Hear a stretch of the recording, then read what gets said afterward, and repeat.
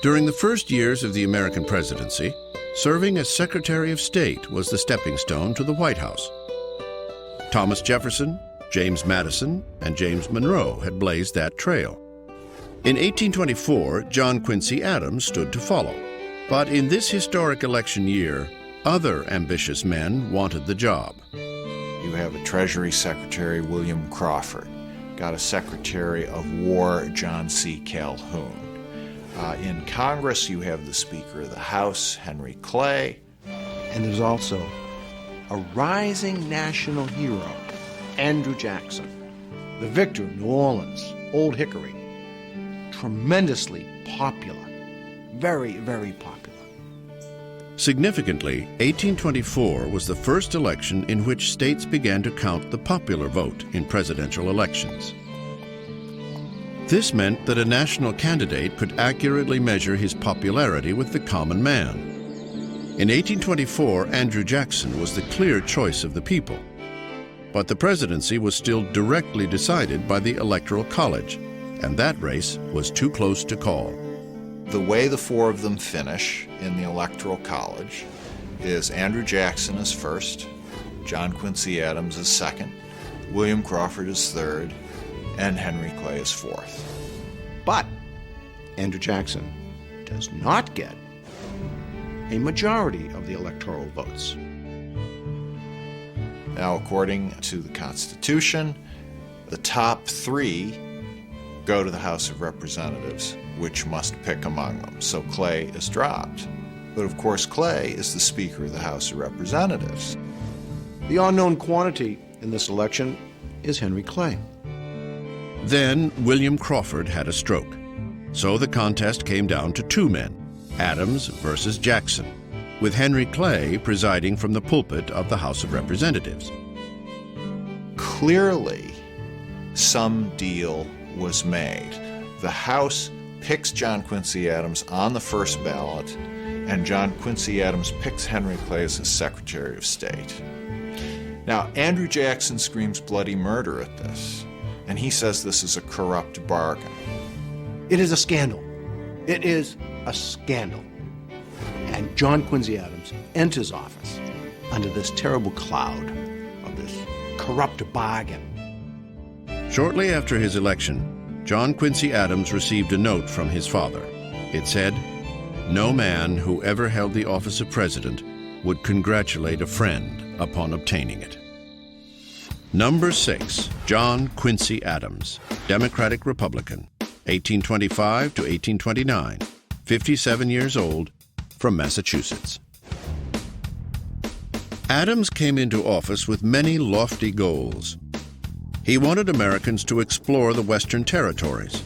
He wanted to fund public education. He promoted scientific advancement and discovery. And he proposed vast internal improvements, such as roads and canals across the nation. Now, the problem is he doesn't get to do any of it because the politics of his term are just so rancid, and he is so unable to manage them. Before the oath of office had fully passed his lips, Congress began thwarting everything Adams wanted to do. This would haunt his presidency and leave Adams with few accomplishments. I think it's fair to say that the Jackson followers in both the House and the Senate wage a war of obstructionism in the 4 years that follow. And so it's a very ill-fated presidency.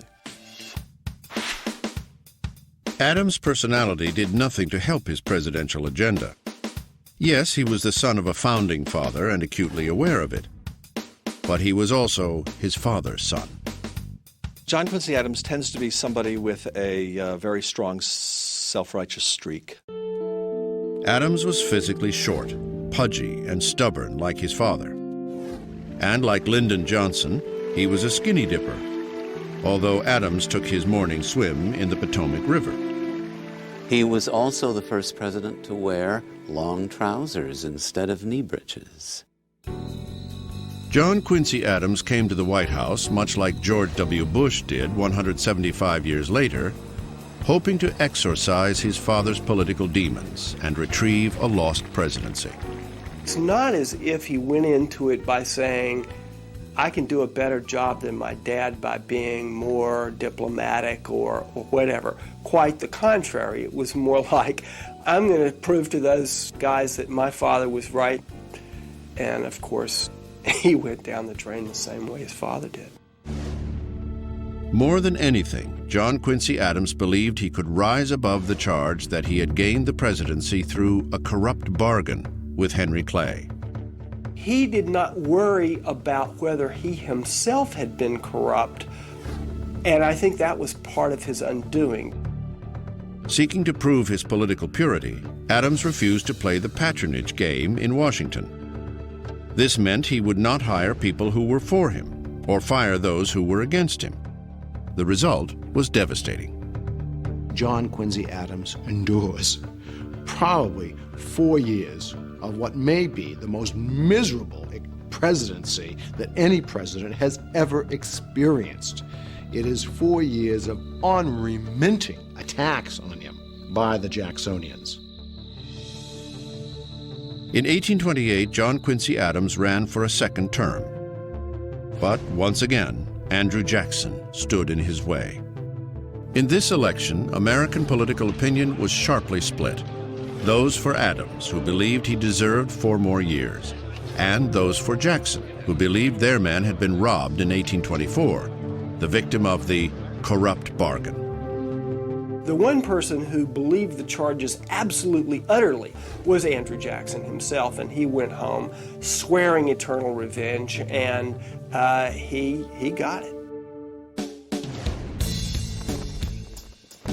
The election of 1828 was the dirtiest campaign in history. I don't think there's any question about that. It was brutal. Jackson campaigned on his impressive war record. He was the hero of New Orleans, the conqueror of Florida, and a bona fide veteran of the American Revolution. But Jackson's past also included some unsavory behavior, which the Adams camp brazenly exposed. They accused him of being a gambler, a military tyrant. John Quincy Adams called him a barbarian. In this contentious election, character was the main issue. The people on each side did everything they could to smear the character of the other man. And in the case of Andrew Jackson, they are really beyond the pale. They attack Jackson, and they attack his wife, Rachel. And the attacks on Rachel Jackson are really merciless. The dirt on Rachel was that she had married Jackson in 1791 before obtaining a legal divorce from a previous marriage. The charge was true, but so old that no one expected it to be an issue. But then, in the heat of the campaign, a Cincinnati newspaper published the damning story. When that Cincinnati editor exposed the details of the fact that Rachel had lived in bigamy and that Andrew had lived in sin, you know that it tore his soul. He blamed Henry Clay for that. Henry Clay was a close friend of the editor, and while Clay denied it, Jackson never believed the denial. So he despised Clay for the corrupt bargain, but came to despise him even more because of that attack on his wife. The Jackson people responded with equally outrageous charges against Adams. They would reply that he lived with his wife before they were married. He provided a young American virgin for the pleasure of a Russian czar. He bought a pool table for gambling devices, broke the Sabbath. Important issues concerning government were ignored. Instead, campaign rhetoric focused on the personal lives and character flaws of the candidates. What kind of a human being do you want to be in the White House? Do you want somebody whose wife is a whore, which is essentially what they accused Mrs. Jackson of being? Or do you want somebody who pimped for the Tsar of Russia, which is what they said that Adams had done? I have to say this. The things that the Adams people said about Jackson were mainly true. The things that the Jackson people said about Adams were lies. In this election, the truth hardly mattered. Jackson's popularity with the common man proved to be overwhelming, and he won in a landslide. But the joy of victory didn't last. In December 1828, after buying her inaugural gown, Rachel Jackson died, suddenly, of a heart attack. She was 61 years old. This was a cruel blow to Jackson, and it would shape his presidency. Andrew Jackson is reputed to have remarked on the occasion of her death that he did, in fact, forgive all those who had attacked him personally, but that he would never, never forgive those who had attacked his wife. As for John Quincy Adams, he, like his father, was not gracious in defeat. He refused to attend Jackson's inauguration. Instead, he went home to Massachusetts. 2 years later, Adams was elected to the House of Representatives, becoming the only former U.S. president to do so. In this role, Adams would be an outspoken congressional leader in the fight against slavery. That work, not his presidency, would become his greatest legacy. John Quincy Adams is the first president to have his photograph taken. He sat for this photo in 1843. Andrew Jackson called himself a Jeffersonian Democrat. Thomas Jefferson called Jackson a dangerous man. Thomas Jefferson didn't like men who bordered on fanaticism, and Jackson seemed to him to be, at best, uncouth and at worst dangerous. But when you get right down to it, Jackson clearly was a lineal heir to the Jeffersonian legacy. Number 7, Andrew Jackson, Democrat, 1829 to 1837, 61 years old, from Tennessee. The hero of the common man, the old hero, Old Hickory. He was the type of man, a complex individual to say the least, as all great individuals are. He detested distinction of privilege. He really felt that he was a voice of the common man. But we mustn't misconstrue this. It doesn't mean that Jackson tried to find out where public opinion was and then be guided by that. No. Jackson knew what he wanted to do and did it, and then tried to enlist public opinion in support of what it was he wanted to do. Very few people were in between on Andrew Jackson. They either loved him or hated him. Andrew Jackson definitely captured the imagination of the common man. He was the first president to be born in a log cabin. He asked to be called General, not Mr. President. He chewed tobacco and smoked a pipe. He was a barroom brawler, a passionate Indian fighter, a gambler who brought his own racehorses to the White House, a duelist with 2 bullets in his body. A man who would fight at the drop of a hat, a man who considered personal honor above all else. He would challenge you to a duel or cane you in the public street if you said anything that reflected on his character, his honor, his integrity. He also had a furious temper, but he knew how to use it as a management tool. He would slam his fist and yell and scream, and then afterwards, when everyone left, he would look to someone and says they thought I was mad. And this was to get his way. I think a psychologist would have found him a troubled man and would probably have recommended medication, but he wouldn't have taken it. If politics is personal, it's very, very personal for Andrew Jackson. And it's possible to look at Andrew Jackson's presidency as a war against a number of individuals. Jackson's war began the moment he took office. Invoking the adage, "To the victors go the spoils," Jackson simply cleaned house, firing his enemies and hiring his friends. By doing so, he created the spoils system in Washington. But established Washington society, he soon learned, would not be conquered in a day. first month in the office, what does he come up against? The Battle of the Petticoats. This was an embarrassing scandal that erupted over the social status of Margaret Peggy Eaton, wife of Jackson's Secretary of War, John Eaton. She, like Rachel Jackson, had dated her future husband while still married to another man. Because of this, the wives of the other cabinet members, led by the wife of Vice President John C. Calhoun, refused to socialize with the Eatons. Jackson absolutely hated this. He had just lost his own wife. She too had been scorned by established society, and so Jackson had a great sympathy for Peggy Eaton. Jackson told his cabinet members that their wives had to socialize with the Eatons, but the women refused to budge. The standoff lasted nearly 2 years. Finally, out of pure frustration, Jackson asked his cabinet members to resign, which they did. I think that one incident alone, his inability to manage his cabinet, indicates a lack of judgment, a lack of administrative ability, a lack of skill. He managed by strong will and by punishment. After the Peggy Eaton affair, Jackson placed no trust in his cabinet secretaries, whom he regularly hired and fired. He went through 4 secretaries of state. He went through 5 secretaries of the Treasury, and so on. He was much more inclined to work through a group of informal advisors.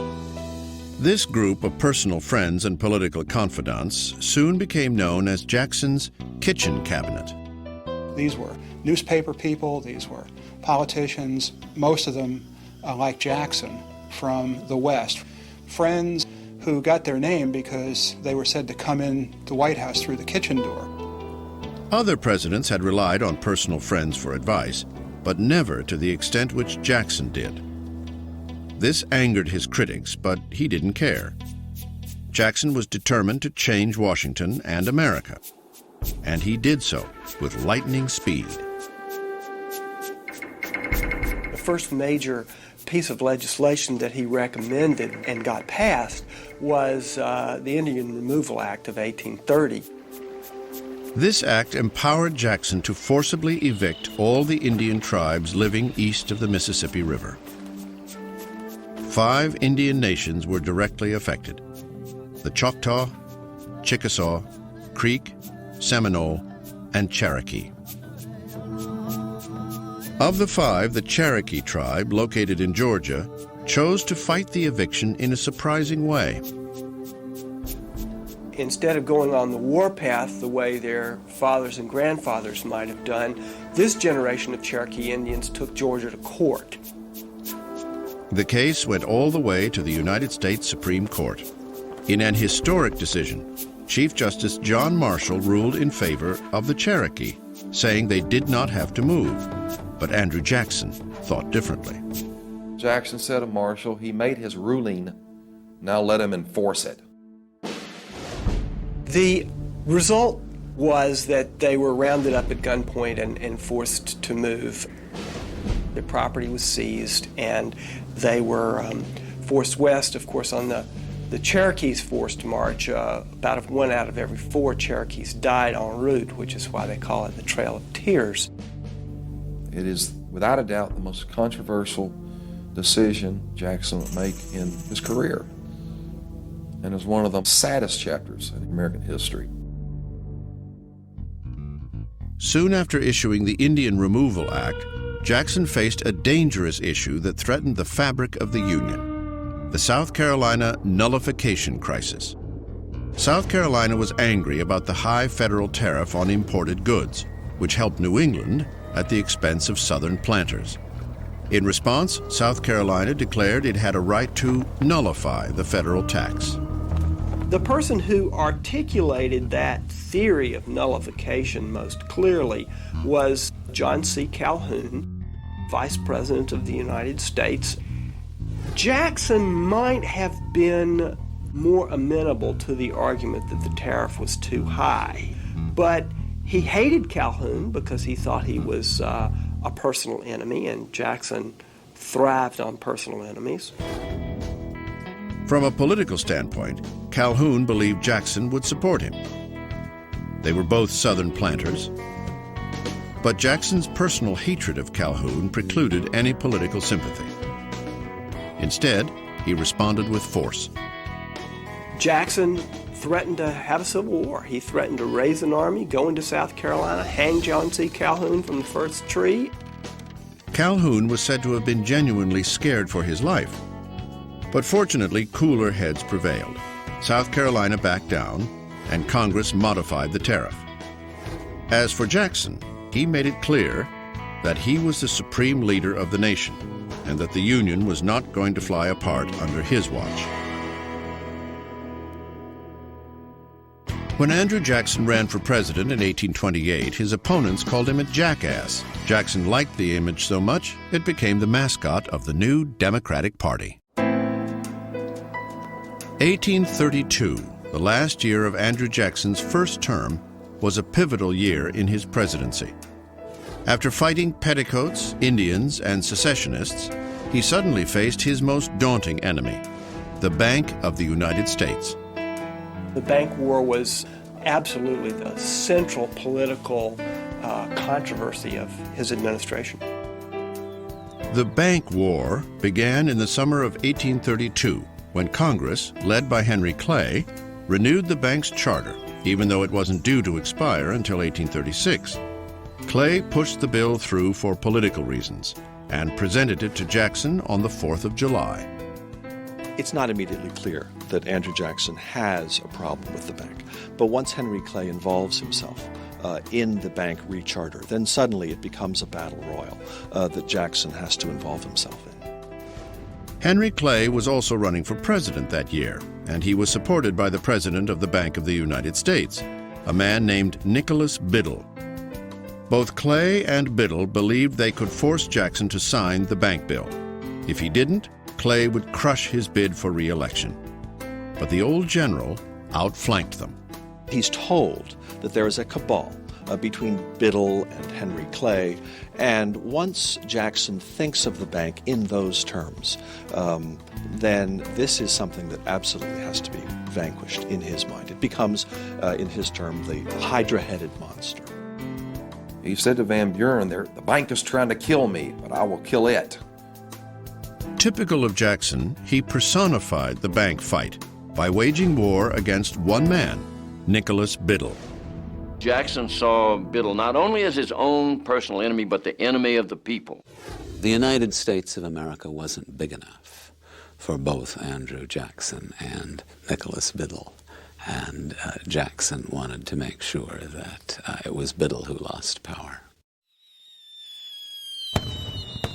Jackson vetoed the bank bill, returning it with a simple yet powerful note, in which he stated, "The bill to continue the Bank of the United States was presented to me on the 4th of July.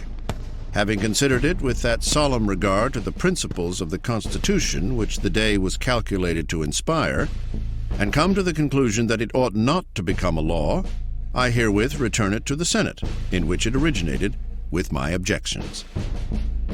Nicholas Biddle called Jackson's veto a manifesto of anarchy. Jackson called it his mandate for re-election.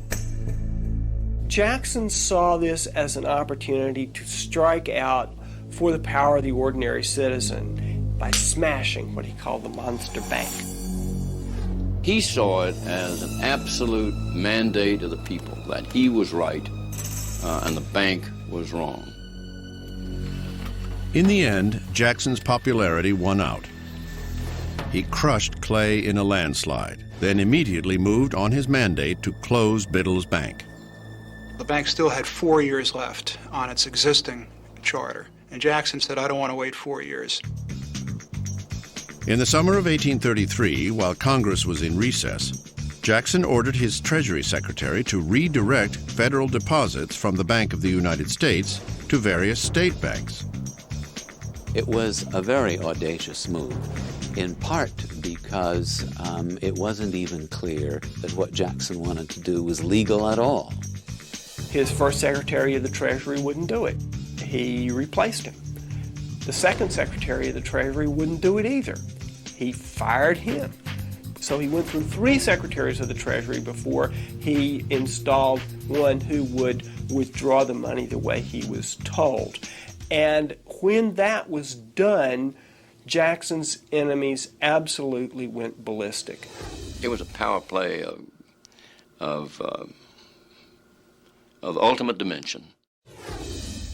When Congress returned and found out what Jackson had done, they censured him for his actions. The first and only president to be censured. As soon as the Democrats gained control of the Senate, however, they had the censure not merely rescinded, not merely repealed, but expunged, as if it had never taken place. By 1836, the Bank of the United States was dead. Unfortunately, Jackson did not have a substitute for the Bank of the United States, and this would cause a lot of problems in Martin Van Buren's administration. Andrew Jackson's presidential legacy is, perhaps, the most complicated in American history. Without question, he changed the presidency, giving it more power by imposing his will on the economy, the government, the landscape, and the people. And by doing so, he forged the future of the nation.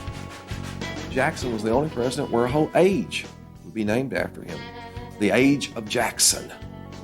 And as one journalist would write, that the coming generations would be very proud to be born in the age of Jackson.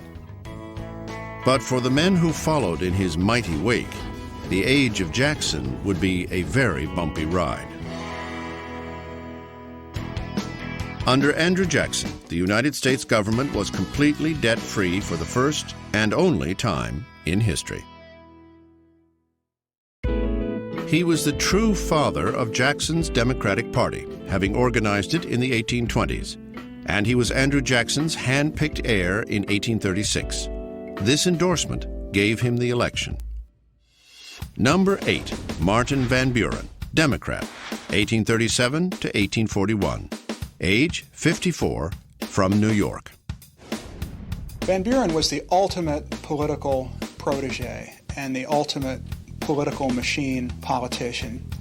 The skills he had as kind of a backroom political organizer were great at making him a builder of a political party, but did not serve him so well in terms of actually leading the nation as president. Van Buren loved the good life, and I think in a way that he wanted to treat the White House as a kind of reward for a lifetime of hard work. Unfortunately, history didn't cooperate.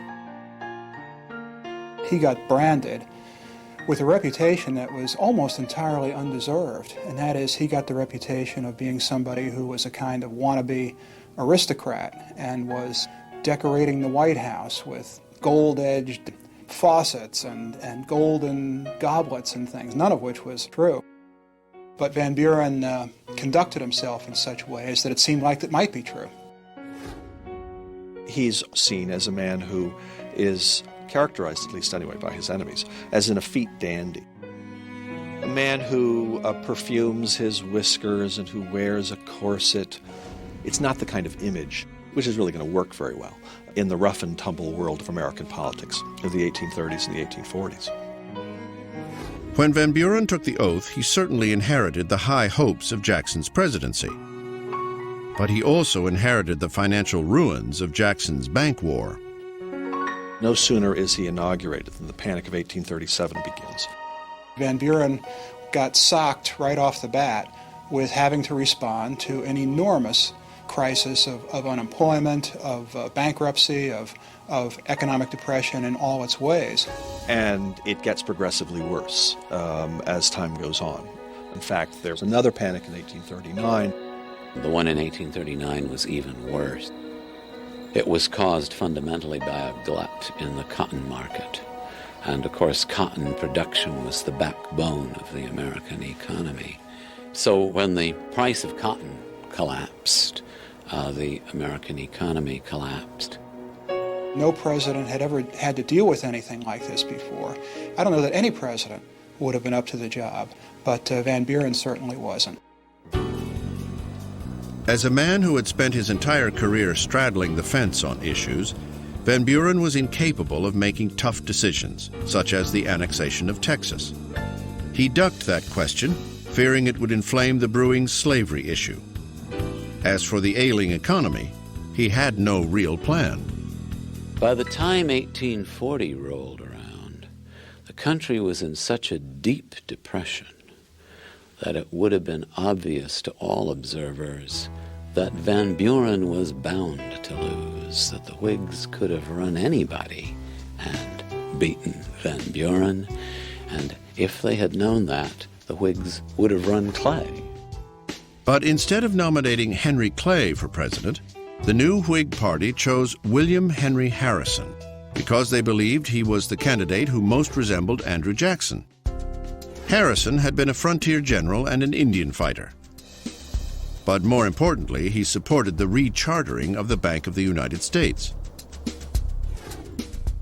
The election of 1840 was a flamboyant affair, the first presidential campaign to feature open public rallies, songs, and slogans. They would roll out the cider barrel when Van Buren's people would start to speak, as well as the image of the log cabin, and with chants of, Van, he's a used-up man. They called Van Buren Martin Van Ruin. In contrast, William Henry Harrison was touted by his old war nickname, which he got while fighting Indians at the Battle of Tippecanoe. Tippecanoe and Tyler too was the slogan. John Tyler, of course, was Harrison's running mate. One of the great symbols of the campaign of 1840 is the log cabin. William Henry Harrison wasn't born in a log cabin, but nonetheless this becomes sort of the enduring symbol of that campaign. And another symbol that the Whigs manipulate very successfully is the image of the English coach that Martin Van Buren allegedly rides in. And the Harrison supporters like to sing, in English coaches he's no rider, but he can fight and drink hard cider. Harrison took his lumps from the Van Buren camp as well. More than anything, they attacked his age. People accused him of being too old and of being a sort of phony Jackson, a phony general. They even called him a granny general. But ultimately, it was the economy that decided the election. Number 9, William Henry Harrison, Whig, March 4th to April 4th, 1841. 68 years old, from Ohio. Poor Harrison felt it necessary to give a very long and learned inaugural address, probably because in the campaign it had been suggested that he was a simple homespun guy. Harrison decided that as a president he needed a different image. Contrary to his campaign image, Harrison was hardly a backcountry bumpkin. He was an aristocrat, had a college education, and was the only president to study medicine. In taking the oath of office, Harrison wanted to remind people of his true background and dispel any adverse thoughts about his age. So he gave the longest inaugural address in American history, nearly 2 hours. He insisted on speaking on a cold March day with no hat or overcoat, and somehow he caught a cold, and the cold turned to pneumonia. And in the end, the poor man died. Just 31 days into his administration, William Henry Harrison became the first U.S. president to die in office. Vice President John Tyler was playing marbles at his home in Virginia when he learned of Harrison's death. He immediately went to Washington to assume the presidency. But there was no clear constitutional guideline for succession. That set the stage for another epic battle in American political history. After becoming president, John Tyler refused to name a vice president. He served his entire term without one. He was a Southern gentleman from the planter aristocracy with a rich background in politics. He'd served in the House of Representatives and the Senate, been governor of Virginia, and was a consummate Washington insider. He believed in states' rights and felt strongly, like Thomas Jefferson, that too much power had been vested in the federal government. And yet, also like Jefferson, he expanded that power once he became president. Number 10, John Tyler, Whig, 1841 to 1845, 51 years old, from Virginia. One of the things that John Tyler's never really given enough credit for, I think, is the way he assumes all of the powers of the office upon Harrison's death. He gives an inaugural address 3 days after he takes the oath of office and essentially sends a message to members of the Whig Party and to the nation at large that he is in charge. And he proves that in the years that follow. He was a thin man, delicate, blue eyes. He felt that Congress should make policy, and this gave many the impression of him being weak. And this was a great misconception. John Tyler of Virginia turned out to be his own man, with his own political agenda, which surprised everyone. This became apparent from the get-go when Tyler faced immediate challenges to his newfound authority. He was derisively called His Accidency or His Ascendancy. Many believed he was just an acting president until a new election could be called. Even the members of his cabinet, which was really Harrison's cabinet, tried to muzzle Tyler's claim to power. In their first meeting, Secretary of State Daniel Webster told Tyler how the cabinet would make all executive decisions by consensus. To that, Tyler responded by asking for their cooperation or their resignations. For the Whigs, this was devastating. Harrison had promised to push Whig bills through Congress, including a new charter for the Bank of the United States. But Tyler didn't share the Whig view. What happens is really unprecedented, and I don't think it's ever happened since. The Whigs passed 2 laws authorizing a new national bank, and both of them were vetoed by President Tyler. After the second of these vetoes, the Whigs held a meeting at which they expelled President Tyler from their party, and from then on, Tyler was a man without a party. Politically isolated in the White House, Tyler pressed the business of the nation, while imposing his will and skill as president. One of the things that Tyler's not really given credit for is his foreign policy achievements. You have the Webster-Ashburton Treaty, which is really a historic treaty between the United States and Great Britain. This treaty settled the disputed border between the United States and Canada, which was still a British possession. You also have the annexation of Texas, which is very, very controversial. Tyler took it upon himself to sign a treaty with the new Republic of Texas. But the treaty was immediately rejected by the Senate. That didn't stop Tyler. He cleverly asked for a joint resolution of Congress, and that passed. Unfortunately, it didn't improve Tyler's sagging political popularity. I don't really think there was any chance for Tyler to win a second term. He certainly thought about it. I think he wanted it. But the Whigs would have nothing to do with him by 1844, and the Democrats just simply didn't trust him. So he gracefully bows out. It becomes clear that the Democrats have nominated an expansionist like James K. Polk. In the fall of 1844, Americans elected a new president, a dark horse candidate whom nobody anticipated, but everybody embraced because he pledged to finish the work that Andrew Jackson had started. Number 11, James K. Polk, Democrat, 1845 to 1849, 49 years old, from Tennessee. The best way to understand Polk is to understand Jackson. Polk saw himself as someone who was going to fulfill this Jacksonian doctrine. What would Jackson do? This is the mantra that Polk seems to repeat almost every day he's in office. The Polk administration, in effect, bookends the age of Jackson. He came into office with ample Jacksonian credentials and then achieved a whole series of Jacksonian measures once he got in office. In many ways, he's perhaps more of a Jacksonian than Jackson is. He believes very, very strongly in this idea of a level playing field for the American people. I've said that Jackson and Polk were wedded at the hip and the head, and I think they were. I don't think if you and I sat down to dinner with the president of our choice, James K. Polk would come in the top 25.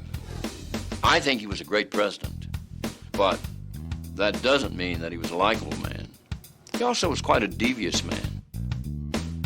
In contrast to his personality, Polk was probably the most accessible president in U.S. history.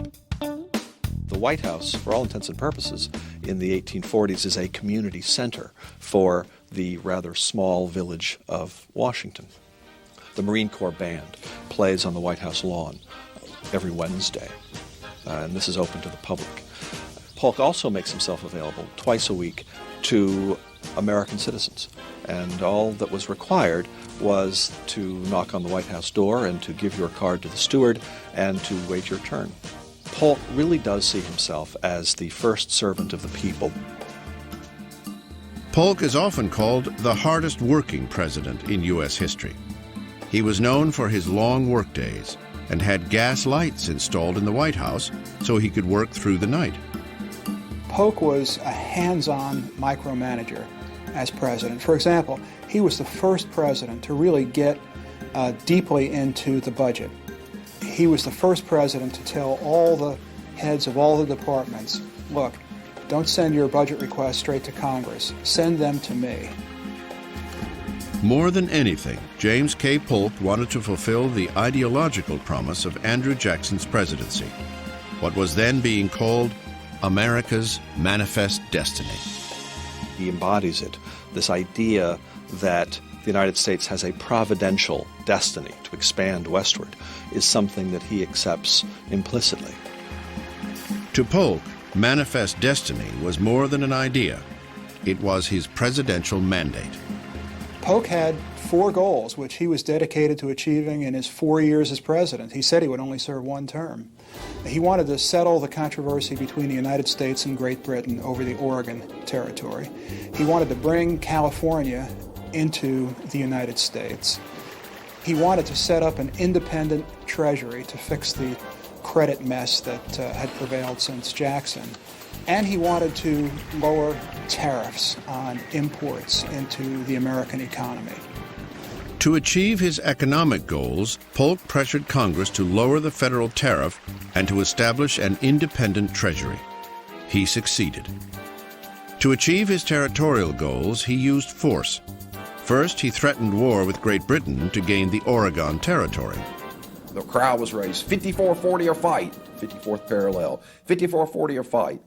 And to his credit, he did not draw the line in the sand on that and end up in the 49th parallel. Then he actually went to war with Mexico to settle the Texas border and acquire the Southwest and California. The Mexican War, fought between 1846 and 1848, came to dominate Polk's administration. And that, along with the acquisition of the Oregon Territory, became the legacy of his presidency. People don't remember, I'm sorry to say, that Polk's greatness as a president has to do directly with the fact that in 4 years he did take the country from just west of the Mississippi all the way to the Pacific Ocean. From sea to shining sea, a ringing phrase, Polk gave it to us. He made us a continental nation.